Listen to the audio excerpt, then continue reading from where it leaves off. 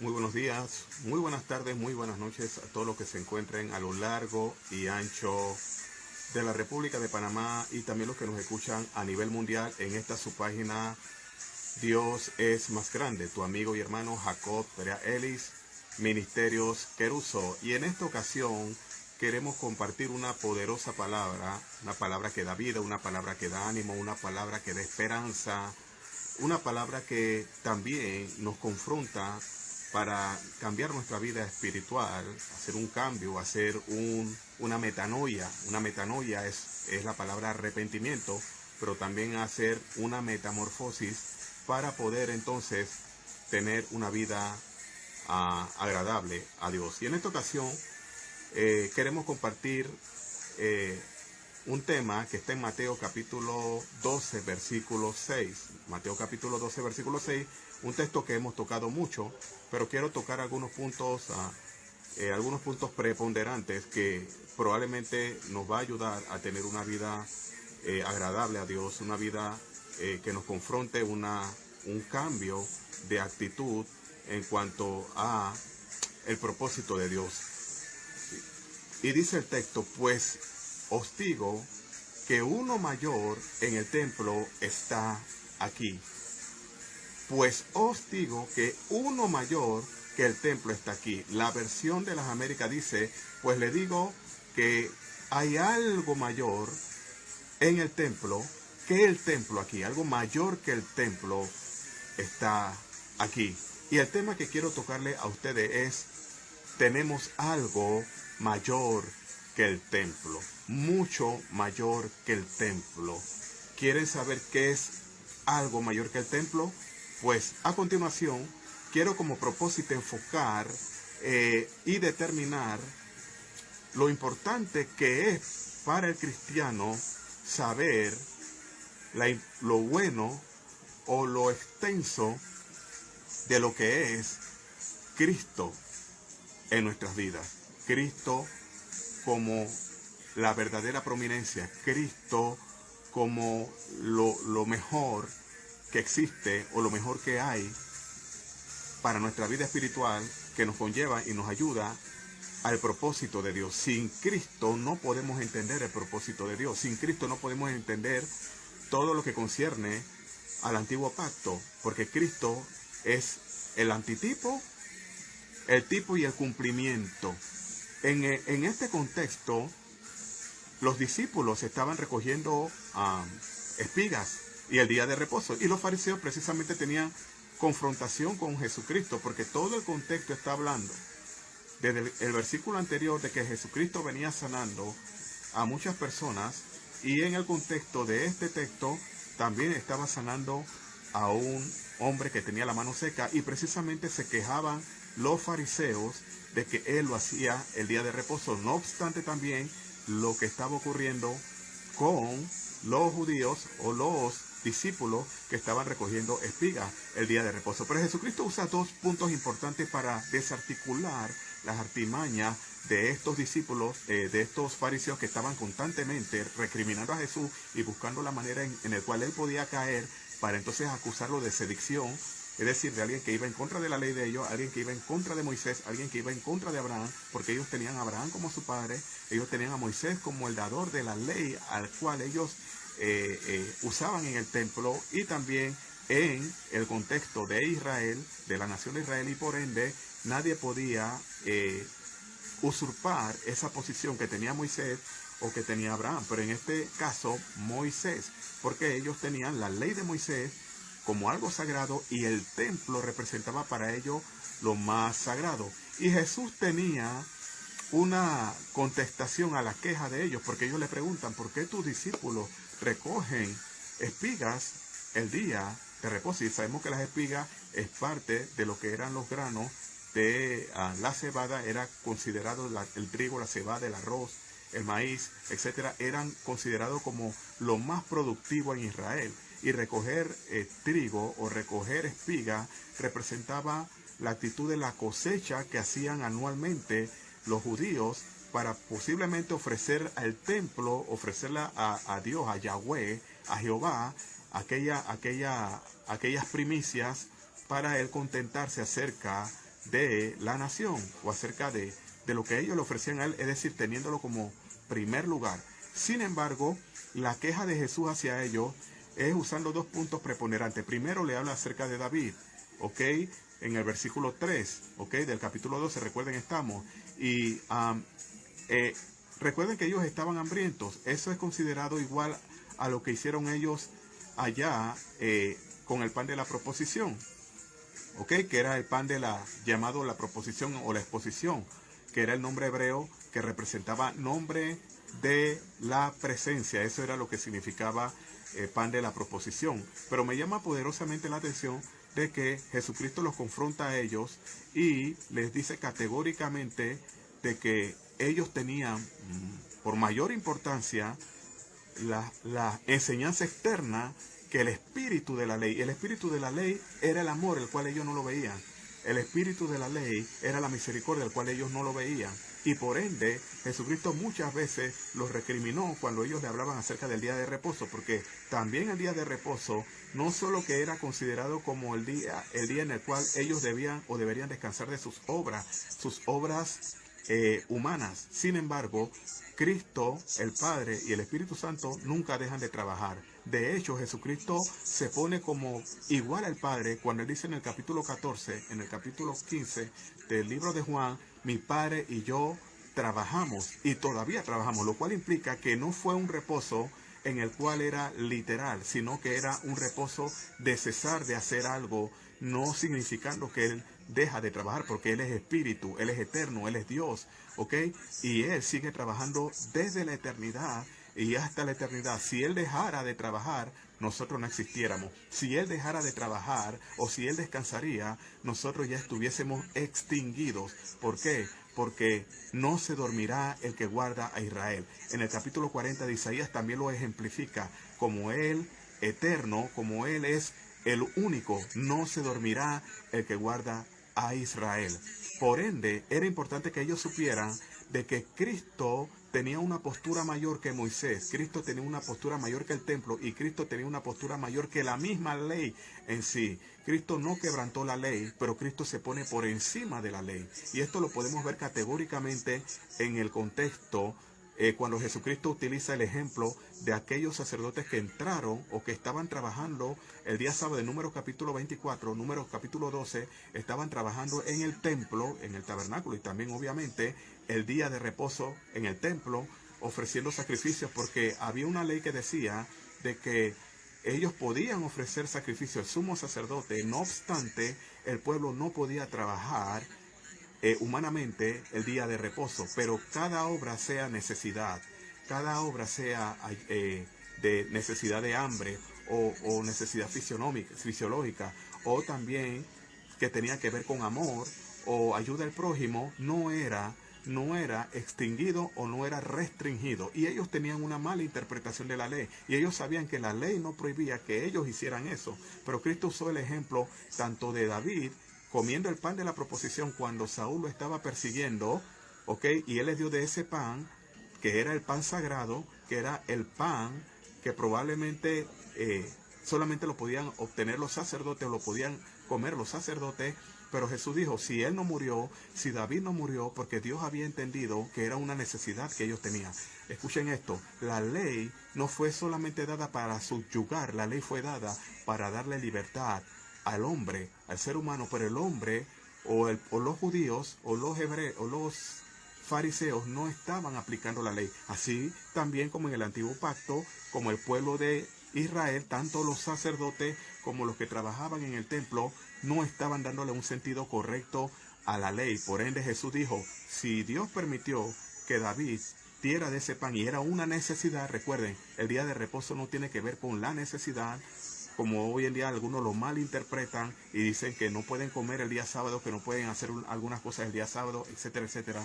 Jesucristo les dio a entender a ellos que la necesidad es mucho mayor que la liturgia. Es decir, el amor al prójimo va mucho mayor que el programa, va mucho mayor que la estructura y va mucho mayor que todo ritualismo que haya en el templo. Y también le da el ejemplo de aquellos sacerdotes que entraron, ¿ok? Y ese día ofrecieron sacrificio y David Jesús dijo que ellos profanaron el templo, y si ellos profanaron el templo y fueron pasados por desapercibidos, cuánto más los discípulos que estaban recogiendo espigas el día de reposo para comer, es decir, tenían hambre, ¿ok? Y esto de hambre implicaba de que ellos querían arrancar espiga para comer. Entonces, ¿quiénes eran los fariseos? Los fariseos eran una cúpula, escuchen bien, una tribu nómada o una cúpula de parte del pueblo de Israel, en el cual creía en la resurrección, creía también en la ley de Moisés, pero ellos le daban una mala aplicación a la ley porque se enfocaban en los detalles mínimos para subyugar el pueblo, pero ellos mismos no lo practicaban. Por eso Jesucristo en el capítulo 23 del libro de Mateo utiliza todo ese capítulo para hablar de los ayes, es decir, las quejas en contra de los escribas y fariseos. Prácticamente entre escribas y fariseos, los escribas no creían, algunos no creían en la resurrección, pero los fariseos sí. Pero algunos creían en la ley, otros creían en el Pentateuco y no en toda la ley desde Génesis a Apocalipsis. Algunos creían y tenían el Antiguo Testamento samaritano y lo utilizaban como parte de su devoción. Entonces había una controversia entre ellos, pero los fariseos, entre los fariseos, los saduceos y los escribas, los fariseos eran los más aférreos o los más aferrados a la ley, pero el problema era que le daban una mala aplicación porque siempre andaban viendo el problema, el detalle más mínimo, porque se volvieron hipócritas. Y eso de hipócrita es en el momento en que dejaron de fijarse en el amor, la misericordia y la justicia para enfocarse en los reglamentos, en los rituales y en las prácticas superfluas, es decir, la parte externa de la ley, que no era mala en ese momento, porque los sacerdotes también tenían que hacerlo, pero para Dios era más importante el corazón, era más importante la misericordia que el ritualismo. Entonces, eso era lo que estaba pasando con los fariseos. Entonces, el problema aquí está en que ellos estaban acusando de que era ilícito recoger ofrendas. Recuerden que recoger espigas es el día de reposo. El cuarto mandamiento prohibía hacer alguna cosa el sábado. En el capítulo 20, versículo 10 del libro de Éxodo lo ejemplifica. Pero el asunto aquí no se trata de lo que ellos estaban haciendo, ¿ok? Sino que hacer alguna cosa es trabajo físico forzoso, y ellos lo que estaban haciendo es una obra que traería refrigerio hacia ellos, y eso no era prohibido. El día sábado no se prohibía comer, pero el día sábado tampoco se prohibía ayudar a una persona o ayudar, por ejemplo, Jesucristo usando el ejemplo de un animal o una bestia que cae en un hueco en una ocasión y le dice que alguno de ustedes no sacaría o no ayudaría o no auxiliaría a su bestia si se cae en un hueco, dándole a entender que la misericordia va por encima del ritualismo. Entonces yo quiero enfocar algunas cosas del templo. ¿Por qué? Porque para ellos el templo era algo sublime. En el templo se ofrecía sacrificio. En el templo entraba el sumo sacerdote una vez al año a ofrecer el sacrificio por el pueblo de Israel, ¿ok? Y por su propio pecado. Y muchas veces el sumo sacerdote moría en el intento, en el lugar santísimo, por causa de que Dios no había recibido la ofrenda del pueblo, porque tanto el sacerdote como el pueblo estaban en pecado y no le habían ofrecido el sacrificio correspondiente a Dios anticipado. Por ende, ¿ok? Es importante que entendamos que Dios utilizó a los sacerdotes como aquellos precursores o aquellos mediadores para tener esa entrada o esa comunión con Dios una vez y para siempre. Entonces, así como el templo representaba el lugar de sacrificio, también era el lugar de adoración y también era el lugar de la presencia de Dios, porque ahí estaba el arca del pacto. Pero me llama poderosamente la atención de que cuando Jesucristo habla del templo, no está hablando del templo de Salomón, ¿ok? No está hablando del templo específicamente, no está hablando de la práctica del templo, porque ya el arca no estaba en el templo. O sea, él no estaba hablando del templo en su esencia, o él no estaba hablando, o no estaba dándole a entender a ellos que tenían que poner su mirada en el templo, porque él más adelante le iba a ejemplificar que él era el verdadero templo. Ahora bien, escuche esto, antes de llegar allá, ¿ok? El arca no estaba en el templo, pero Cristo era la misma presencia de Dios. El templo no necesitaba arca porque el arca había sido traspuesto, el arca se había perdido, ¿ok? El arca no había sido encontrado, pero era porque ya Cristo iba a venir, ¿ok? Cristo iba a ser la misma presencia de Dios aquí en la tierra para reconciliar al hombre de pecado y hacerlo partícipe y acepto ante Dios. Entonces podemos entender de una manera preponderante de que Cristo estaba poniéndose mucho mayor que la liturgia, mucho mayor que el templo, mucho mayor que lo que ellos ofrecían, pero ellos tenían la mirada puesta en el culto, ellos tenían la mirada puesta en las leyes, ellos tenían la mirada puesta en el detalle de la letra.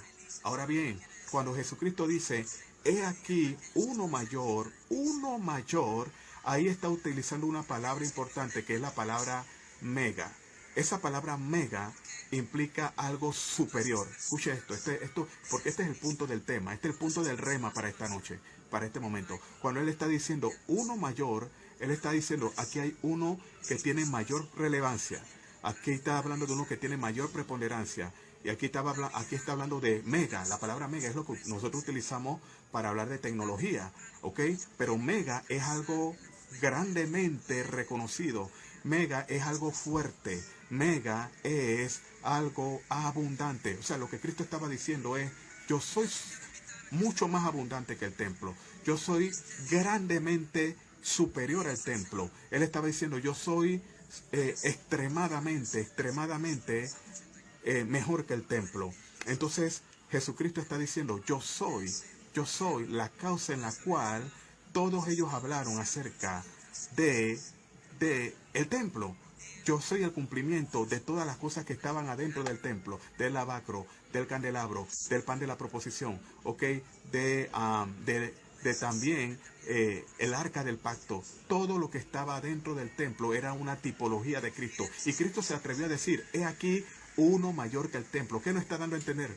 3 puntos. Uno, de que Él es mucho mayor y el sacrificio y la ofrenda que debemos ofrecer a Él es mucho mayor que lo que se ofrece en el templo. Cristo le dijo a la mujer samaritana, llegará la hora, y ahora es cuando los verdaderos adoradores adorarán al Padre en espíritu y en verdad, porque el Padre busca adoradores que la adoren en espíritu y en verdad, es decir, sinceramente en espíritu, el espíritu del hombre, y en verdad, genuino, es decir, por su palabra, porque Él dijo, santifícalos en tu verdad, porque tu palabra es verdad, porque Él dijo, yo soy el camino, Juan capítulo 14, 6, y la verdad y la vida. Entonces la verdad allí es adorarlo conforme a los mandamientos de Cristo, pero el Espíritu Santo, Cristo hablando acerca del Espíritu Santo también dijo, y el Espíritu de verdad os guiará a toda verdad. Quiere decir que para nosotros poder tenerlo a Él mayor que el templo, o mucho mayor que el templo, tenemos que ofrecerle una adoración genuina, conforme a su palabra, conforme a los mandamientos de Cristo y conforme a la dirección del Espíritu Santo. Segundo, en el templo se ofrecía sacrificio. ¿Por qué Jesús dijo uno mayor que el templo? Jesucristo estaba diciendo, yo soy mayor que los sacrificios que se ofrecen allí, porque el sacerdote, el sumo sacerdote, solamente lo hacía una vez al año. Ahora Él lo hizo una vez y para siempre. Ya no hay más sacrificio de pecado. Dice el libro de los Hebreos, todo el contexto del capítulo 7 hasta el capítulo 10, habla de todo lo que Cristo hizo, habla de que tenemos un mejor pacto con mejores promesas, un mejor sumo sacerdote, tenemos un mejor sacrificio, ¿ok? Y tenemos un mejor mandamiento. ¿Qué quiere decir esto? Que Cristo supera la ley, Cristo supera el templo, porque el templo literal iba a ser extinguido. Y Cristo lo que estaba diciendo, no pongan su mirada en el templo, porque ese templo va a ser destruido. Y precisamente fue en el año 70 después de Cristo por el emperador Tito III, que fue con las tropas romanas, destruyeron, asediaron.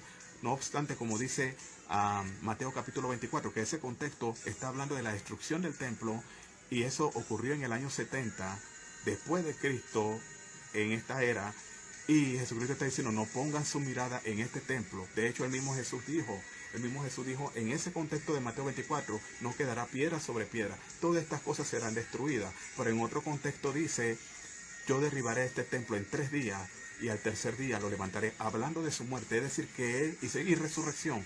Él iba a ser el verdadero templo en el cual tenían que prestar atención. Él estaba al frente de ellos diciéndole, yo soy el verdadero templo, pero yo soy mayor que este templo hecho por manos de hombre. Yo ahora, esa esencia, en mi muerte y resurrección en el futuro se va a cumplir esta palabra. Y Pablo lo corrobora en 1 Corintios capítulo 3, 16 y el capítulo 6, versículo 18, de que nosotros somos templo del Espíritu Santo y el Espíritu Santo ahora habita en nosotros. ¿Qué quiere decir esto? Que Él es mayor que el templo, porque ahora Él habita en nosotros. Ya no tenemos que buscar un templo para adorar. Si nos reunimos a adorar a Dios, si nos reunimos a compartir entre hermanos, no importa lo más grande del templo, no importa lo grandioso del templo, no importa si el templo tenga aire acondicionado, no importa los utensilios que hayan adentro, no importa los instrumentos musicales, no importa lo que haya adentro, todo eso está bien, pero más importante es el dueño del culto. Si el dueño del culto, el dueño en sí no está presente en el lugar, de nada sirve. Es decir, que si no se ofrece una adoración conforme a la voluntad de Él, de nada sirve tener un templo espléndido. El templo de Salomón y el templo de Herodes dice que se estipula arriba de $90 millones supuestamente de esta era si se hubiera sacado esa suma. Cristo vale más que cualquier dinero. Cristo vale más que que el oro de aquel entonces que se usó para ese templo. Cristo vale mucho más que la devoción que se ofrecía a ese templo. Cristo es nuestro verdadero sumo sacerdote que nos lleva al lugar santísimo. Y tercero, la importancia de ser mayor que el templo nos hace ver a nosotros que ahora tenemos una entrada expedita directamente hacia la presencia de Dios por medio del sacrificio de Él. Ahora podemos alabarle, ahora no necesitamos de alguien que entre o que interceda por nosotros, porque Él lo hizo una vez y para siempre. Podemos cantar, podemos alabarle, podemos glorificarle donde estemos. ¿Por qué? Porque ahora hay uno mayor que el templo. Y quiero terminar con esto. No pongas tu ministerio mayor que Cristo. Cristo es mayor que el templo. Y si Cristo es mayor que el templo, es mucho mayor que lo que se ofrece en el templo. Tu ministerio, tu preparación académica, tus títulos teológicos. Él es mucho mayor que todo. Si tú tienes las cosas materiales mucho mayor o no le das importancia al dueño de la misma, entonces tu adoración es inerte, tu adoración no tiene sentido. He aquí uno mayor que el templo. La palabra para ti en esta noche es: hay uno mayor que el templo, pero Él quiere ser mayor en tu vida. Él quiere ser mucho mayor en tu vida. Él quiere que tú le des lugar a Él. Él quiere ser mayor en tu casa, en tu matrimonio, en tu negocio, en tu trabajo. Él quiere que tú lo pongas en primer lugar. En pocas palabras, en este momento de dificultad que estamos viviendo a nivel mundial, Él ha querido enseñarlo que hay uno mayor que el templo. Escuche esto. Hay uno mayor que el templo, tanto así que ahora los templos se han cerrado porque hay uno mayor que el templo que quiere que le adore. Él no quiere y Él nos está enseñando a no poner nuestra mirada en el templo. Vamos probablemente a volver a los templos hechos por manos de hombre, pero si Él no está en primer lugar, de nada sirve una adoración en un lugar donde hay 2 o 3 reunidos en su nombre y Él está. Ahora tú te puedes conectar por Zoom, por internet, a ponerlo por primer lugar, porque aunque no puedes congregarte en el templo literal, ahora Él habita en el templo espiritual, Que podamos entender en esta noche que hay uno mayor que el templo. Hay uno mayor que el templo que te quiere sanar. Hay uno mayor que el templo que te quiere liberar. Hay uno mayor que el templo que te quiere quitar la liturgia. Hay uno mayor que el templo que quiere romper con tu tradición. Hay uno mayor que el templo que quiere romper con tu paganismo, con tu pecado. Hay uno mayor que el templo que quiere liberarte de ese pecado. Hay uno mayor que el templo que quiere librarte de la fornicación, del adulterio, de la masturbación. Hay uno mayor que el templo que quiere librarte de tus ataduras. La palabra templo en el antiguo pacto o el contexto de Jesús es la palabra herón, que tiene que ver con la ley. Y la palabra que utiliza Pablo en Primera de Corintios, capítulo 3, 16 y el 6, 18, es la palabra naos, implica morada. La palabra naos significa permanencia y morada. El verdadero templo ahora, y precisamente ese nombre se le da al cuerpo que es la persona que recibe a Cristo como su Salvador. ¿Por qué? Porque ahora Él mora y habita en nosotros. Dios quiere morar en ti. Dale ese espacio.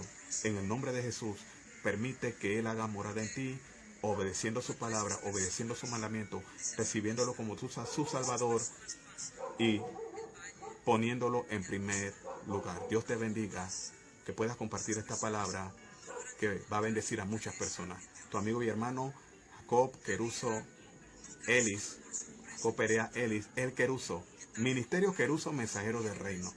En las redes sociales, Ministerio Queruso, Mensajeros del Reino. Pueden seguirnos allí para recibir nuestro mensaje, y también pueden entrar a las demás redes sociales que van a estar también allí dentro de esa página. ¿Ok? En Facebook, en Twitter y también en YouTube. Que Dios te bendiga, que pasen una excelente noche, tarde y mañana. Dejamos en el amor de Cristo.